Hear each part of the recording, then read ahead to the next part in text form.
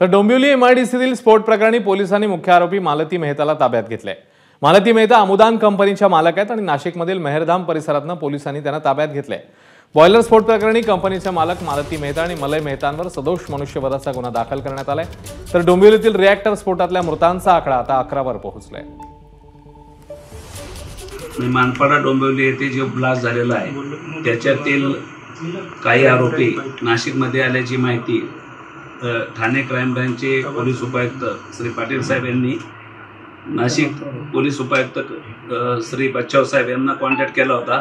आज आम्ही तांत्रिक विश्लेषणाच्या आधारे त्यांचा शोध घेतला असता या गुन्ह्यातील प्रमुख जे आहेत मालती प्रदीप मेहता हे मिळून आलेले आहेत। ते युनिट 4 चे छेकोळे साहेब आहेत, त्यांच्यासह आम्ही इथं पोलिसांना आणलेले आहेत। त्यांच्या ताब्यात घेऊन ते आज घेऊन जाणार आहेत। एबीपी माझा, उघडा डोळे बघा नीट।